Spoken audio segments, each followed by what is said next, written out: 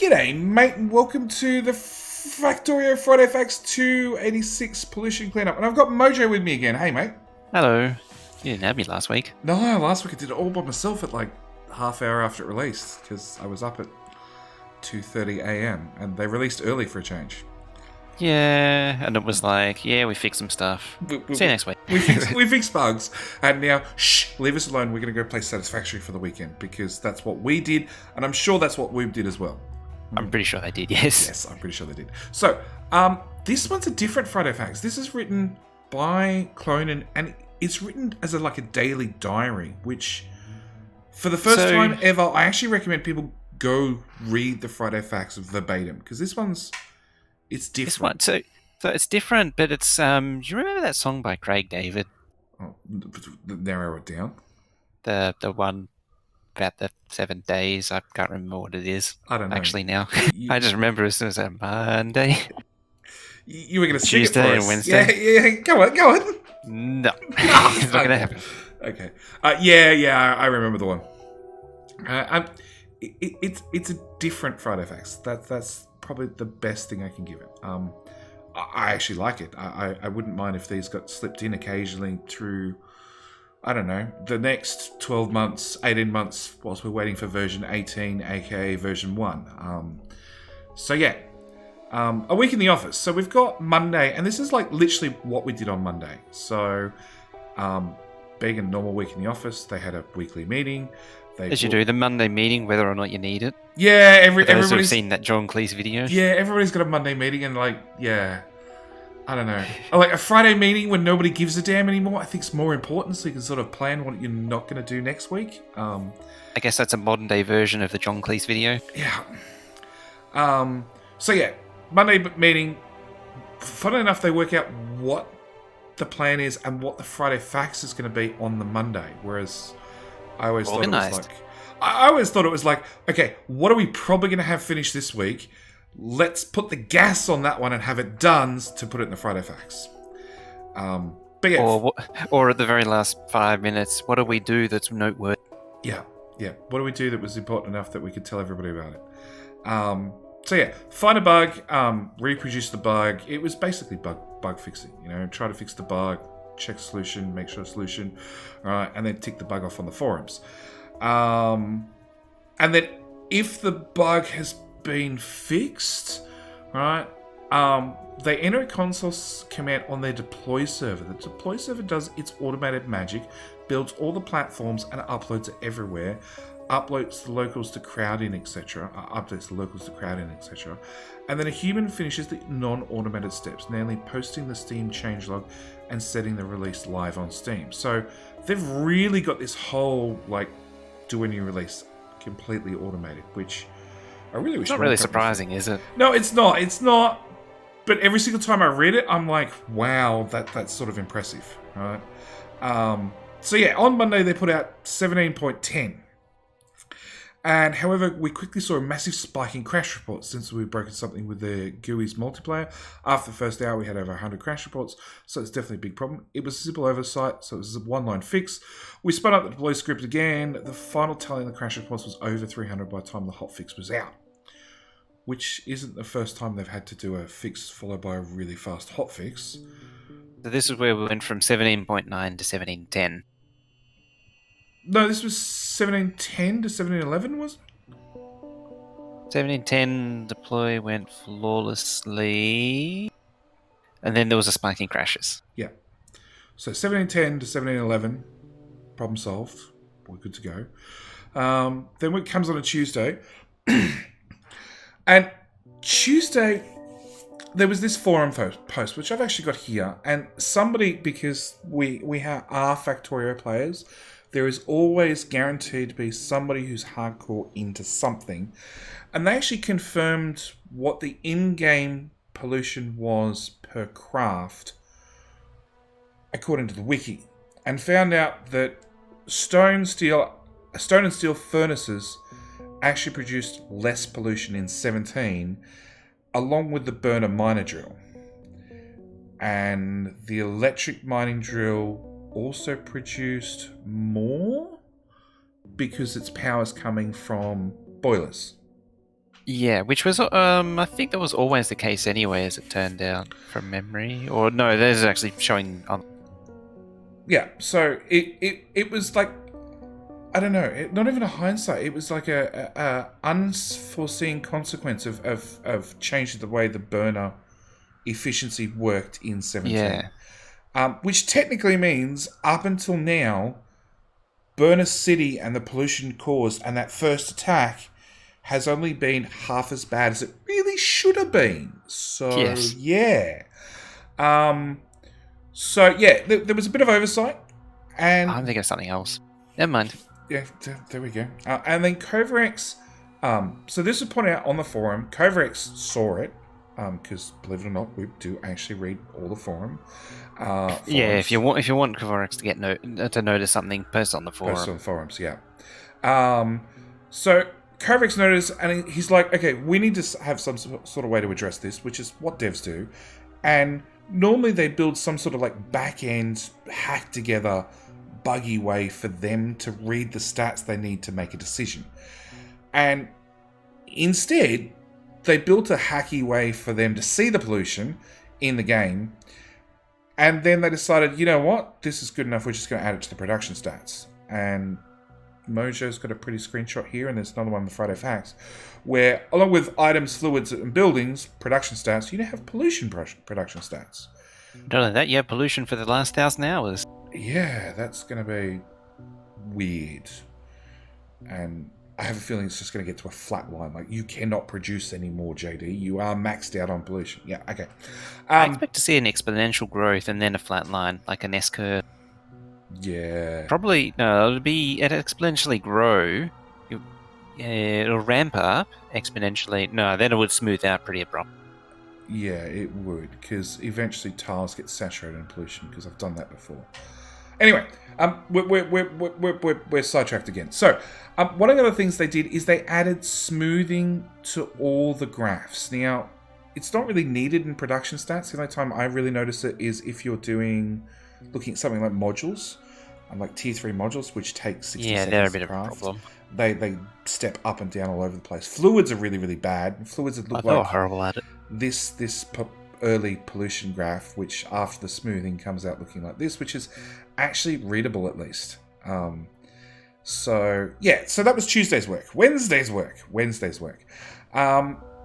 So the next step of the rework of the pollution was show the values in a way that we could understand it. So in a however much pollution per second rather than an arbitrary number. Also work out the amount of pollution on each chunk, the pollution absorbed by spawners, and pollution absorbed by trees. So now when you put your mouse over your burner miner drill, you can see it makes 12 pollution a second. Not that you've cared before today. That's really the key thing. Like it's sort of I don't know, it's like a Factorio challenge. How red can you make the map? Darker the better. I mean, you can't.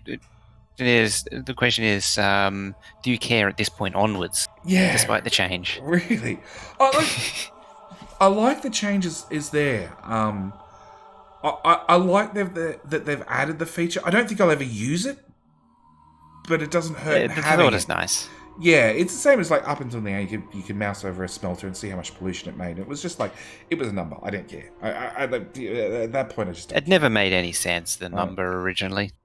But now you can at least quantify it. Yeah. At the same time, they finally pushed a setting for the max, which lets it run in the native resolution for a Retina display.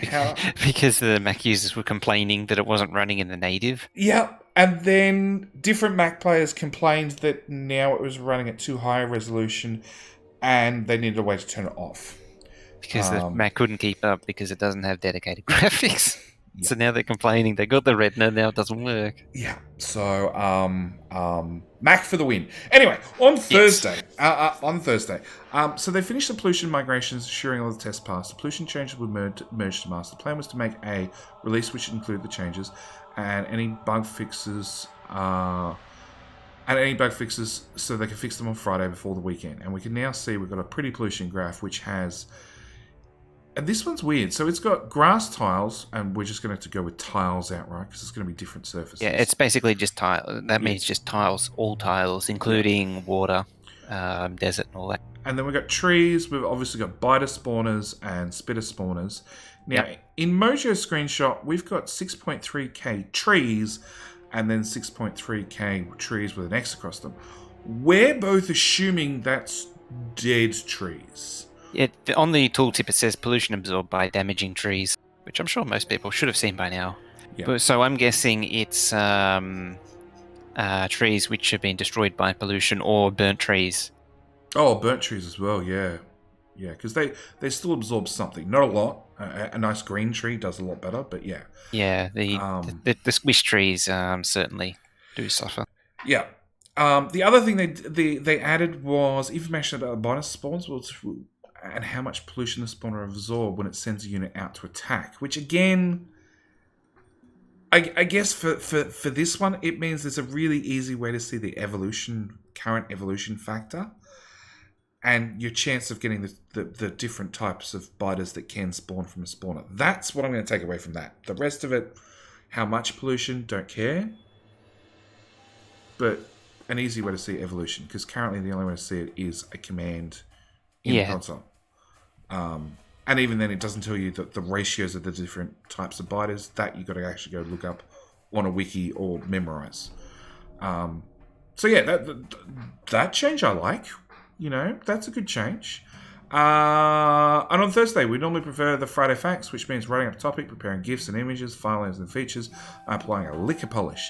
Sometimes the deadline for the Friday Facts is tight, but it works well to push us to get things finalised in reasonable time. We've experienced the problem where if you have an infinite amount of time to work on something, it ends up taking infinite time to finish, like version 1. Which is 16 or 17? It was, if you go back in the Friday Facts, it was written during 15 that the next version would be version 1. And also, did you say Thursday instead of Friday? No, I read Thursday. We're still on Thursday. Thursday. Yeah, we haven't got to... They do Thursday. They do the Friday Facts on a Thursday. So that way you can completely throw it out the window on Friday when crap hits the fan, right? But yeah, no, if you go looking through the Friday Facts, it's like 2 or 180 something. They were talking about version 1 is the next version to come out next year, which was last year. So yeah, I think 16 was meant to be version 1 as well. 16 was meant to be version 1, and then it got pushed to 17, which then got pushed to 18, which is fine. Like, I'm not complaining.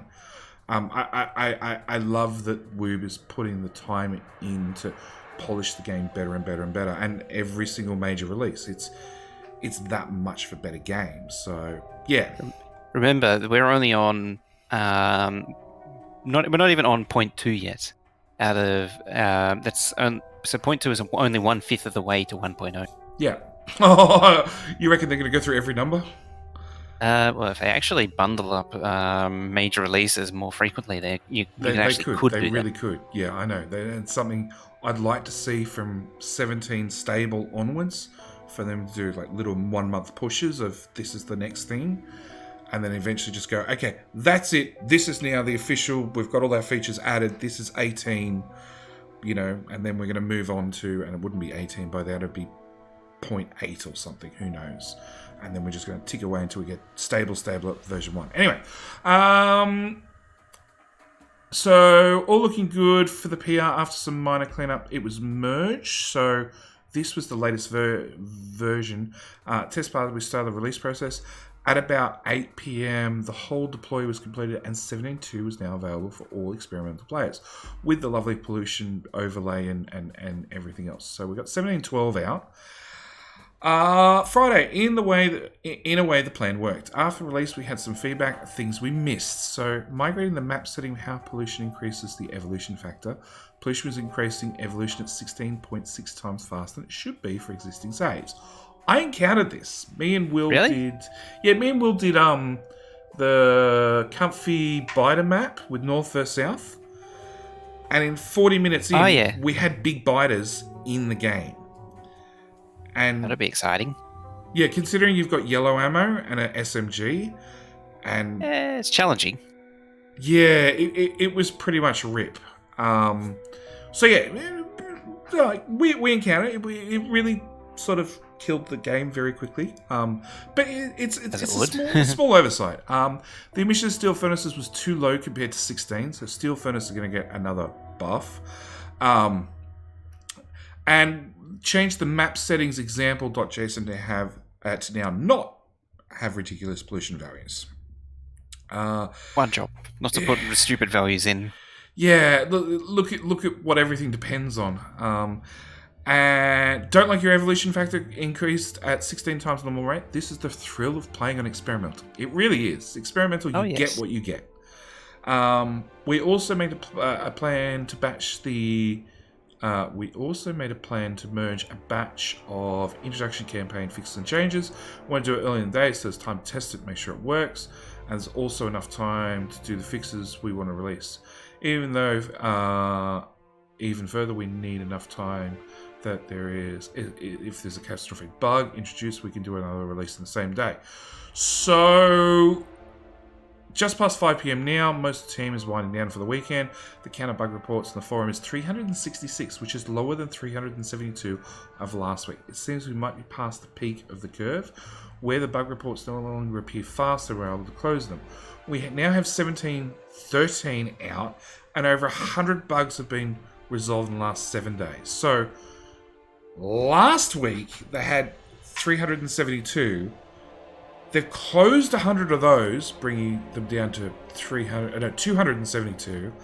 And then they've reopened like 90 new bugs in the last couple of releases. So 90 new bug reports have appeared since. To go up to 366, which may have already existed in the code, might have been added in the last 4 versions that they've added.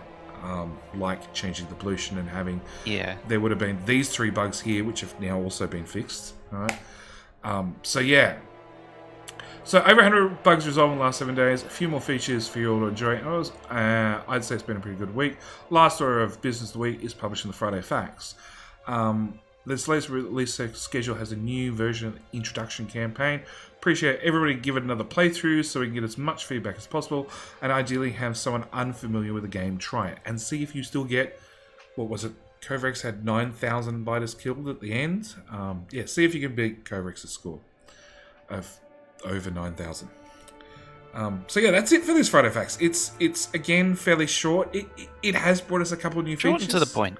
I should also point out that it's on Friday they pushed out 1713. We're now on 1714, and it's less than a day later. Yeah.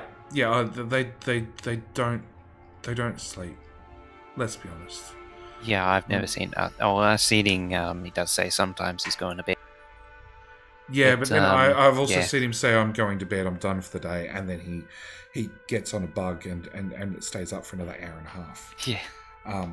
And sometimes it's tracking down the bug. It's finding out that it's some other coder in the shop hasn't documented a change that they've done, and he's had to find out that it wasn't documented to then document it to then complain and yell at somebody else. So yeah. But yeah, another Friday Facts. Small change, but a big change at the same time. I don't know. It's sort of going to be interesting to be able to look at your pollution stats. Actually, it was a funny. Where's that command? Comment. I want to see it on my map. This is the one that got me. For example, you can roughly estimate how long the stockpiled ammo in a will last in a mining outpost based on the mining drill pollution generation and spawner's attack generation. We're not expecting people to do it regularly, but there's always a nice way to inspect the mechanics of the game closely for those who care. I agree it's nice for people to be able to inspect things if they want to, but I can't honestly say that anybody is ever going to go, okay, so for every, this outpost is going to output this much pollution, and for that much pollution I need that much ammo to kill one biter.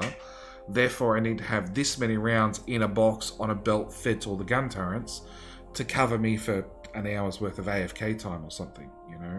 Or you could just use laser turrets. Yeah, I can't see that happening. Laser turrets, or put the ammo in a box. If you're really concerned, hook up a speaker to make an alarm when the box is out of ammo. I can't see. Or just get like an automated train to deliver ammo with bots. There's so many things you could do. Yeah. It's so much better. If you've got a train taking ore away, then have ammo delivered in, just add another carriage. Or if that's too hard and you're belting the stuff, just belt the ammo back. It's easy enough to do. We've all built a gun turret wall of belts and ammo. So yeah, I can't see anybody ever doing that, but being able to hover over a spawner and say, what's the evolution? That's nice. And that's lightning going off the background. So I was wondering what that was. Oh, that's Australian weather for you. Hot as hell yesterday and rainy and miserable today. I figured it was either a thunderstorm or Will's stomach.